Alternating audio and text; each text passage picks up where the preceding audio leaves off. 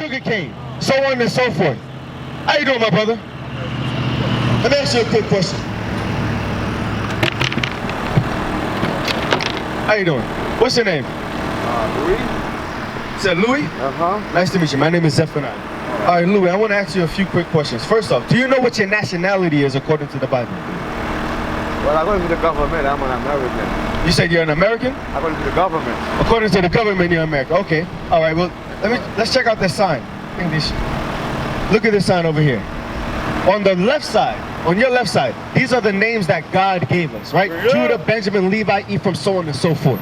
On the right side are the names that the American government, like you were saying, gave us. American Black, West Indian Black, Haitian, Puerto Rican, so on and so forth. So what is the nationality of your father? Well, I would say I think African, that's what I would look myself. African or African American, right? Yes. Okay, so according to the Bible, God says you're from the tribe of Judah. Yes. All right, and it's important that we know who we are and where we come from. Why? Give me Isaiah 65 and 15. Because the name African, being called African or being called African American, that's actually a curse. That's not your God-given name. God didn't give us that. Read that.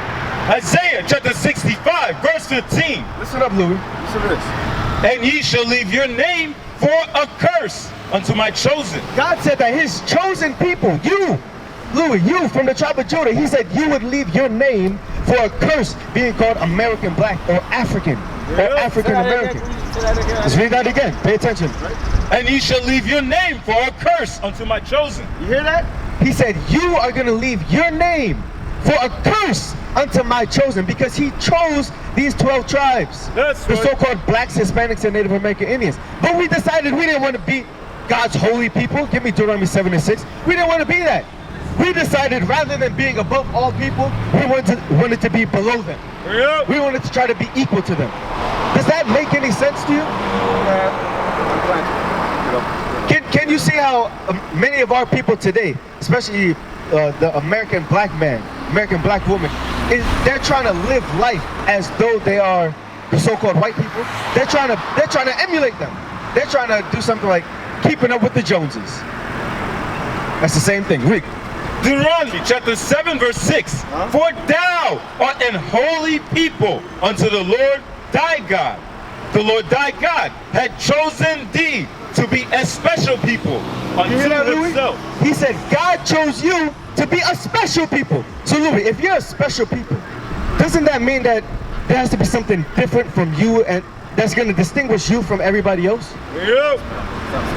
What do you think that would be? What do you think is going to differentiate the special person, the Israelite man, from the other nations, or from a man that doesn't know his nationality? What do you think is going to differentiate between the two? I mean, there's identification. Okay. I mean, you have the original creature, original being, or not being that you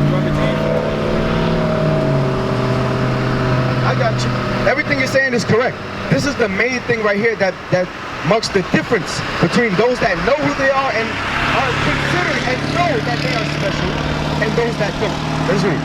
Deuteronomy chapter 28 verse 15. But it shall come to pass, if thou wilt not hearken unto the voice of the Lord thy God, to observe, to do all his commandments and his statutes, which I command thee this day, that all these curses shall come upon thee and overtake thee. Now Louis, is a curse a good thing or a bad thing? Of course it's a bad thing, right? We know that. So if a curse is a bad thing, right? Those that, like we said earlier, they decided to get rid of their name for that curse. They still consider themselves as American Black, West Indian Black, so on and so forth. They're not going to be keeping God's laws. Because God just said that the cursed people are going to reject his laws. He says that those that love him are going to keep his laws. Now, Willie, do you love God? How do you think we got to show God that we love him? I mean, I just do the right thing every day. Okay. Be lovely, be friendly, be kind. Okay, that's a good start. That's a good start. What else? Okay. What do you get? Let's read it. 1 John chapter 5 verse 3. For this is the love of God. All right, so Louis, we're about to read from the Bible. What is the love of God? Read.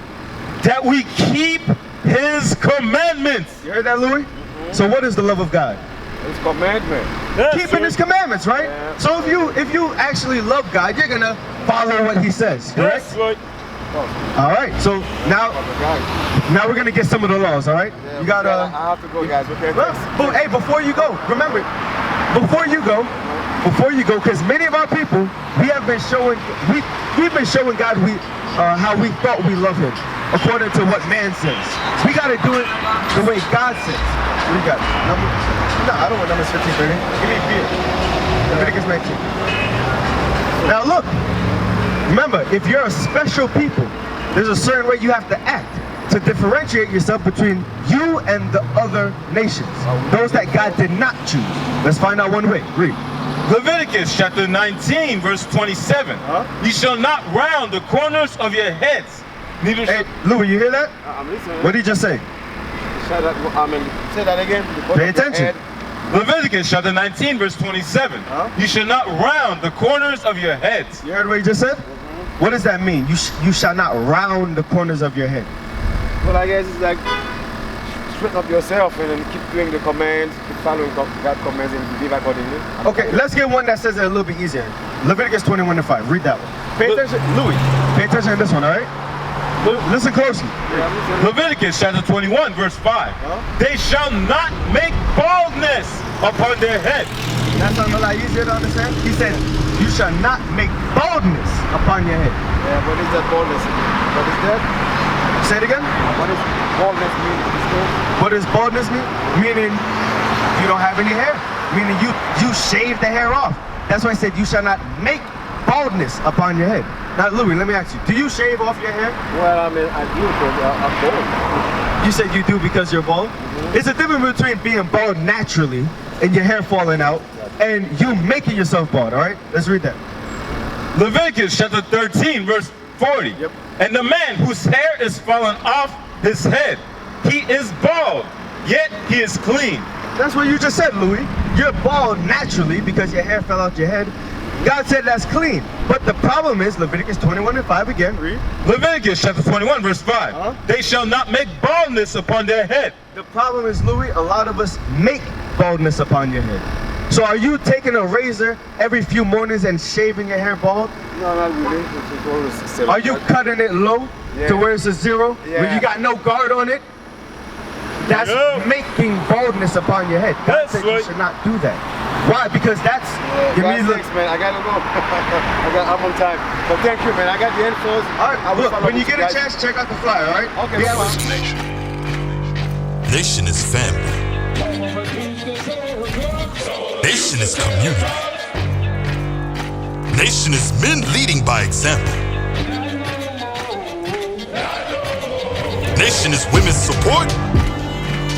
Nation is children with role models.